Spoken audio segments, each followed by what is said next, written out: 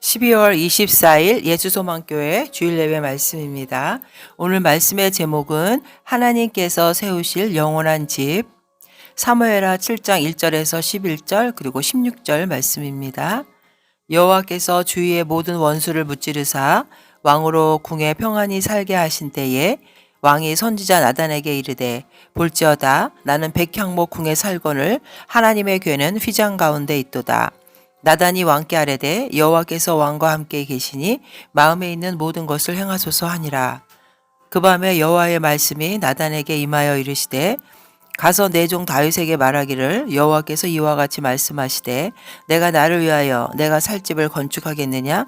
내가 이스라엘 자손을 애굽에서 인도하여 내던 날부터 오늘까지 집에 살지 아니하고 장막과 성막 안에서 다녔나니 이스라엘 자손과 더불어 다니는 모든 곳에서 내가 내 백성 이스라엘을 먹이라고 명령한 이스라엘 어느 지파들 가운데 하나에게 내가 말하기를 너희가 어찌하여 나를 위하여 백향목 집을 건축하지 아니하였느냐고 말하였느냐?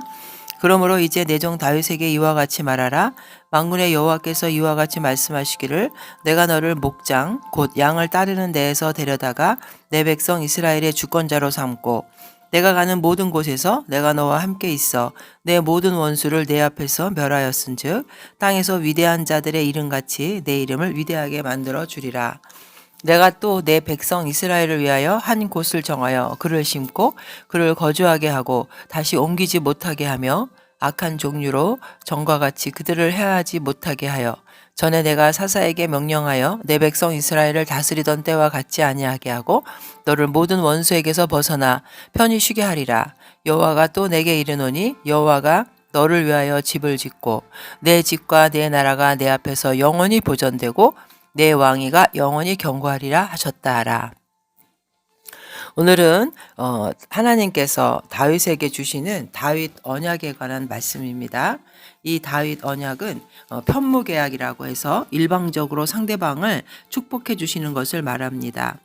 사실 계약이라는 것은 서로 상대방끼리 조건을 가지고 하는 계약인데 오늘 하나님이 다윗에게 주신 이 축복의 언약은 하나님이 무조건적으로 아무 조건 없이 다윗을 축복해 주신 것입니다. 하나님께서 성전을 건축하려는 다윗에게 건축을 허락하지 않으시고 오히려 다윗의 왕조를 영원히 보장하고 축복해 주신다는 언약을 주셨습니다. 16절의 말씀이죠. 성전을 건축하게 되면 하나님이 크게 기뻐하실 줄 알았는데 하나님의 대답은 예상 바뀌었습니다. 그 이유는 하나님은 이동하시는 분이라는 거죠. 한 장소, 한 건물에만 계실 수 없는 분임을 다윗에게 알려주셨습니다.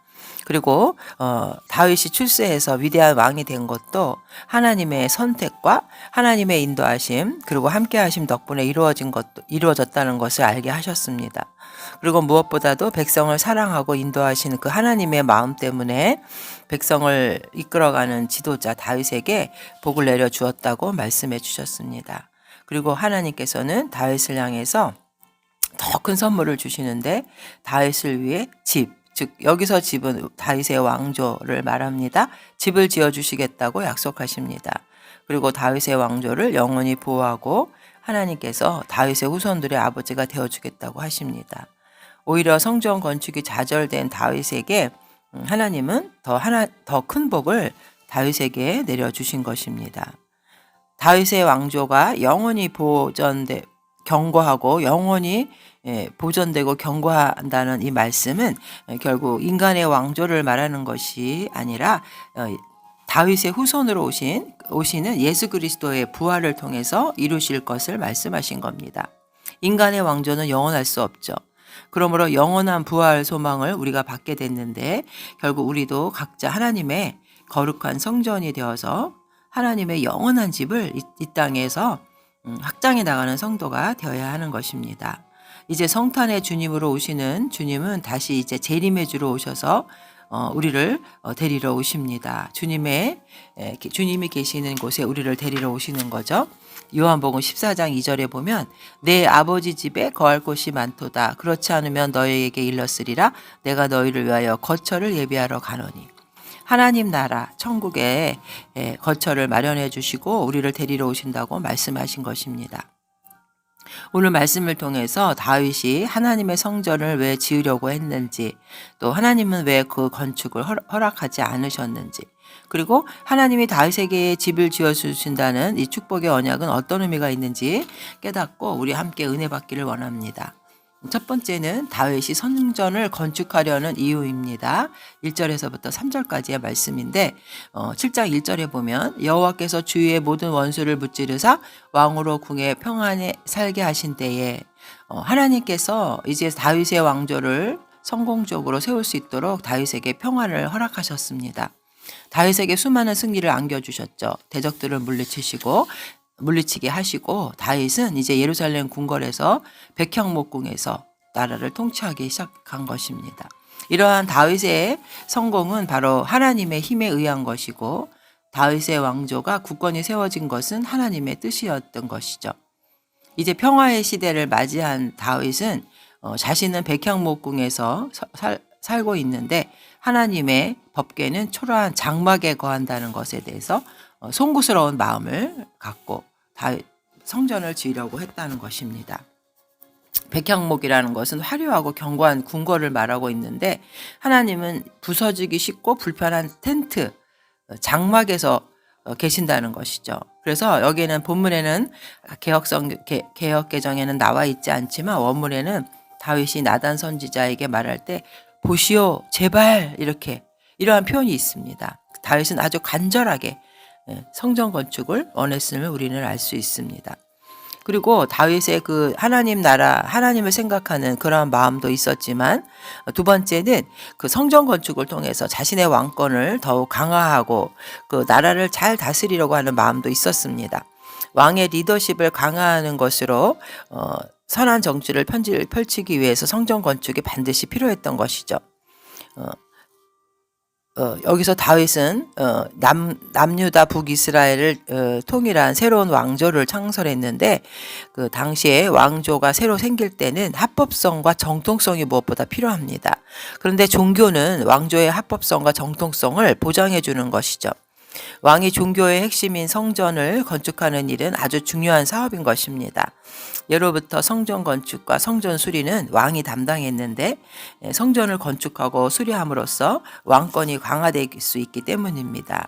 그래서 남유다, 요아스 모두 어릴 때부터 왕이 되었는데 청년이 되어서는 이 왕권을 강화하고자 할 때 성전 수리를 단행하였던 것을 성경을 통해서 우리는 알 수 있습니다.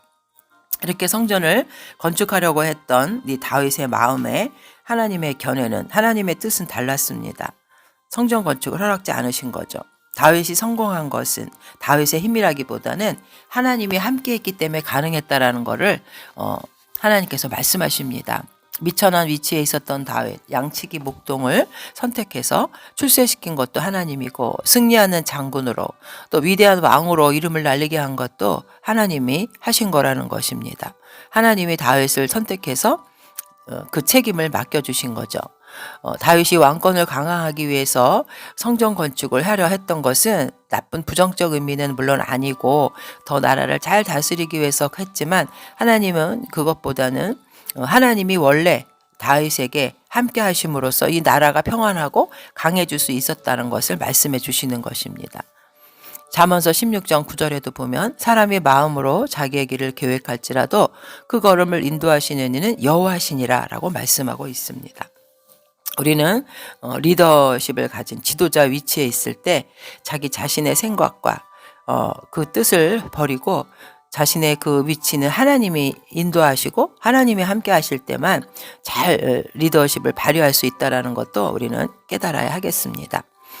다윗이 성전을 건축하게 된 이유, 나라의 평안을 허락하신 하나님, 그리고 다윗이 자신의 그 백향목궁에서 살고 있었던 모습에 하나님의 그 법궤가 성막에 있던 것을 비교했을 때 송구한 마음으로 하나님을 향한 사랑의 마음으로 성전 건축을 원했고 또 자신의 왕권의 강화를 위해서도 나라를 그 성전 건축을 원했던 것을 볼 수 있습니다.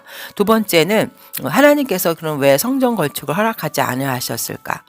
여기서 보면 하나님이 다윗의 성전 건축을 허락하지 않은 이유가 5절에부터 나오고 있습니다. 내가 나를 위하여 내가 살 집을 건축하겠느냐? 내가 이스라엘 자손을 애굽에서 인도하여 내던 날부터 오늘까지 집에 살지 아니하고 장막과 성막 안에서 다녔나니. 다녔다는 말, 즉 이동한다는 말이거든요. 하나님은 이동하시는 분이라는 겁니다. 여기서 이동하다라는 거는 할라크라는 단어인데 스스로 자유롭게 걸어 다니신. 다윗 자신은 건물에 거주하고 있지만 하나님은 장막에서 임시로 계신다는 사실에 다윗이 송구하게 생각하고 하나님께서 거주하실 건물을 지으려 했지만 하나님은 거주보다 이동을 원하셨고 그 누구에게도 거주할 집을 지으라고 요구한 적이 없다고 말씀하십니다. 이스라엘 백성과 함께 이동하시는 하나님의 모습은 광야의 성막인 회막에서 그리고 백성을 인도하시는 불기둥과 구름기둥의 모습에서 우리는 발견할 수 있습니다. 회막 안 지성소에 계시는 하나님이라 할지라도 그룹 위에 자정하시는 모습으로 나타나고 그 그룹은 날개 있는 형상으로 하나님의 이동성을 상징하는 형상입니다. 시편 18편 10절에도 그룹을 타고 다니시며 바람 날개를 타고 높이 솟아오르셨다. 하나님은 이렇게 이동하는 분이라는 걸 다윗에게 말씀해 주고 있고 그 다음엔 주도권에 관한 문제입니다. 하나님은 자유로우시고 또 하나님이 계시는 곳은 하나님 스스로 정하시는 것인데 인간이 먼저 건물을 준비하고 하나님이 그 안에 들어가야 한다면 하나님은 그것을 싫어하실 수도 있다는 것입니다. 그래서 5절을 보면 내가 나를 위하여 집을 지으려 하느냐. 이 질문 속에는 성전을 짓는다 짓지 않는다의 초점이 아니라 누가 주도권을 갖고 성전을 건축하느냐에 초점이 맞춰져 있는 것이죠. 그리고 11절에는 하나님의 뜻이 분명히 나타나 있는데 하나님께서 내가 너를 위하여 집을 지으리라. 하나님은 6절과 7절에서도 누구에게도 성전을 지어달라고 요청한 적이 없고 이제 하나님이 오히려 다윗을 위해서 집을 지어주신다고 말씀해 주시는 것입니다. 하나님께서 이 다윗을 미련한 그 양치기 목장에서 양치기를 하던 그런 양치기 목동을 위대한 장군이 되고 왕으로 세워주신 것, 다윗을 데려다가 지도자로 삼았다는 것은 하나님이 특별한 은혜를 강조하고 있는 것입니다.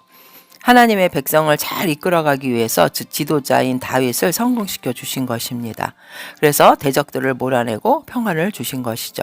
여기서 핵심 내용은 내가 너와 함께 하였다. 바로 임마누엘의 하나님이라는 것을 말씀해 주고 있습니다. 내가를 강조하는 것이죠. 누가 이스라엘을 안전하게 거주할 수 있도록 하였는가.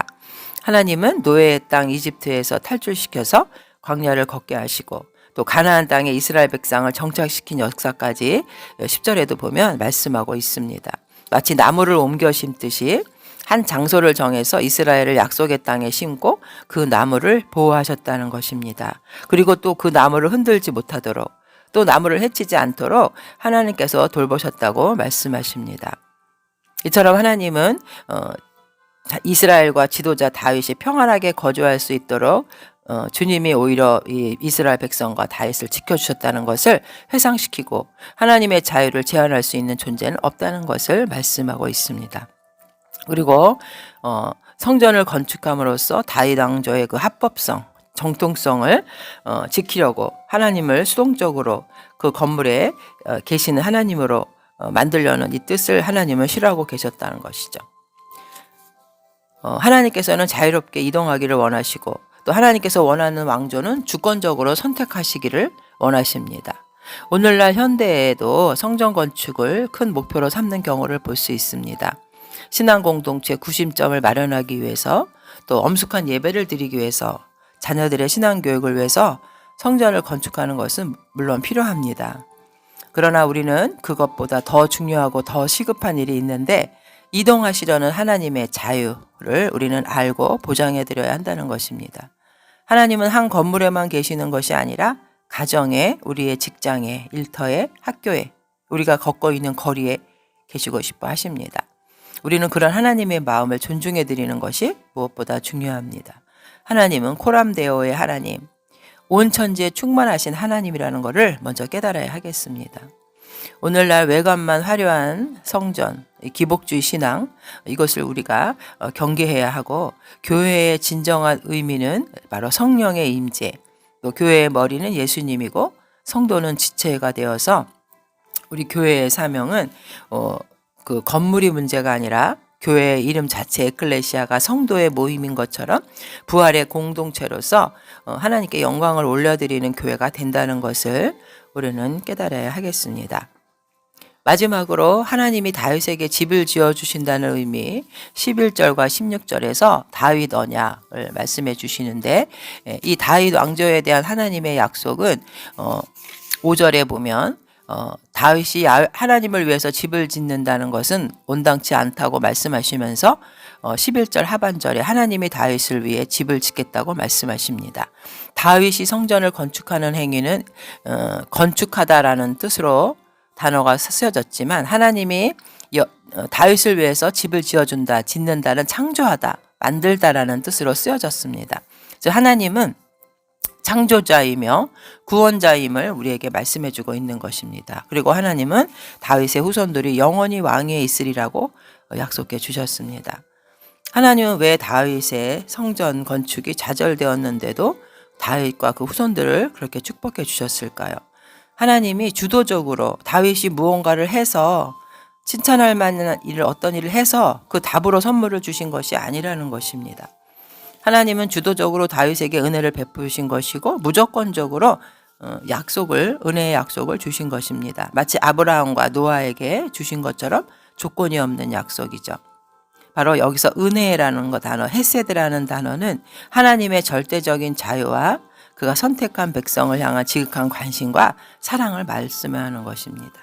하나님께서 지어주시는 집의 실체는 다윗의 집이라는 뜻이 되기 전에 하나님의 백성을 위한 집이라는 것입니다. 다윗이 백성을 지도하는 지도자였기 때문에 하나님이 이러한 복을 주신 것입니다.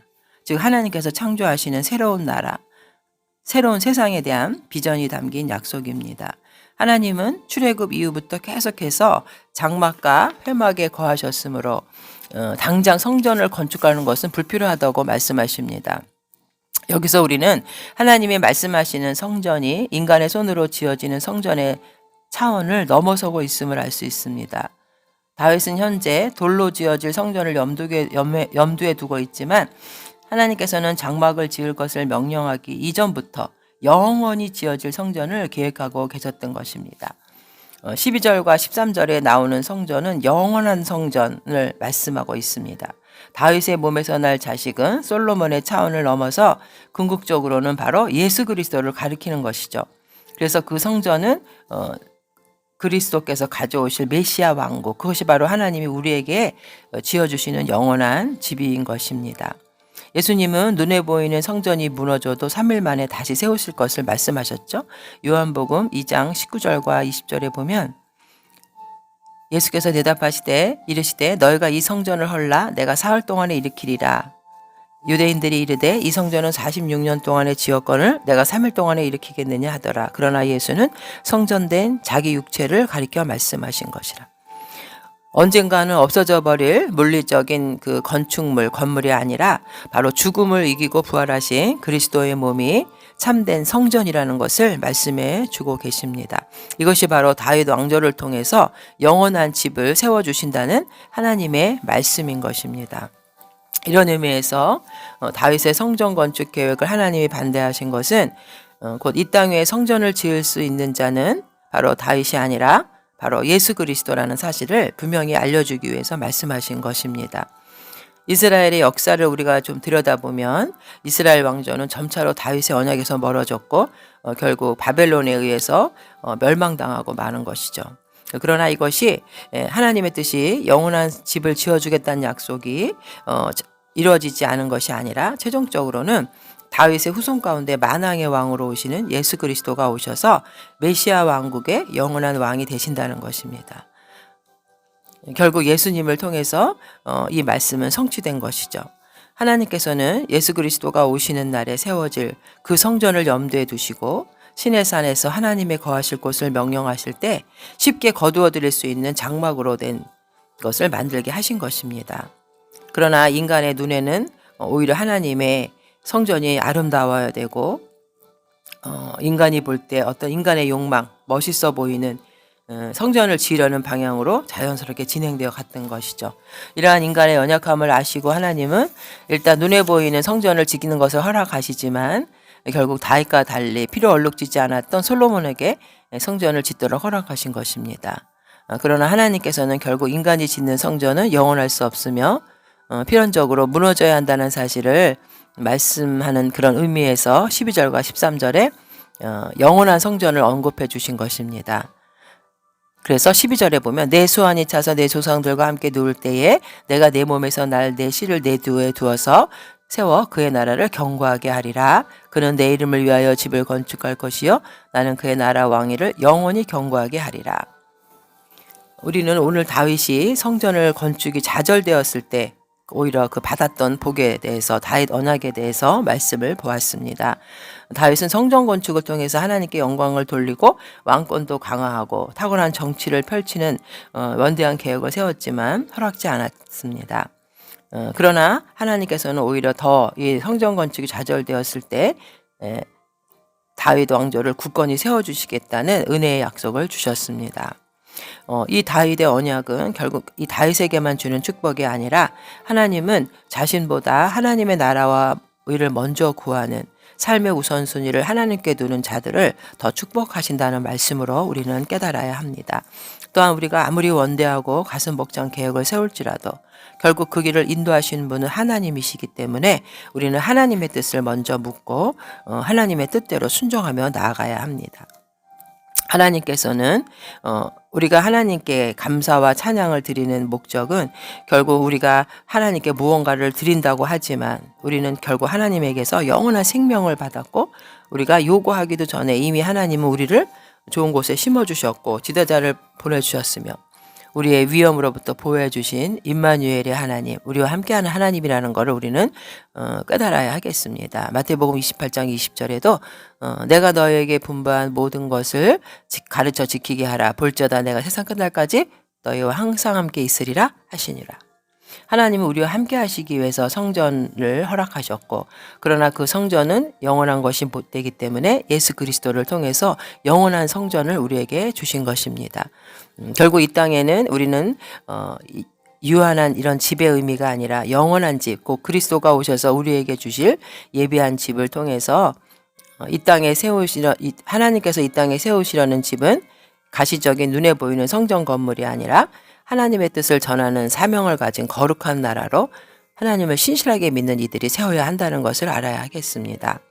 왜냐하면 이 성령을 받은 모든 이들이 바로 성전의 역할을 감당할 수 있기 때문에 고린도전서 3장 16절에도 보면 그리스도인들은 성령 충만하여 거룩하고 경건하게 살면서 하나님께서 그리스도를 통해 세우신 영원한 집을 이 땅에 확장해 나가야 하는 것입니다.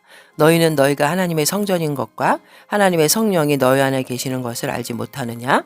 누구든지 하나님의 성전을 더럽히면 하나님이 그 사람을 멸하시리라. 하나님의 성전은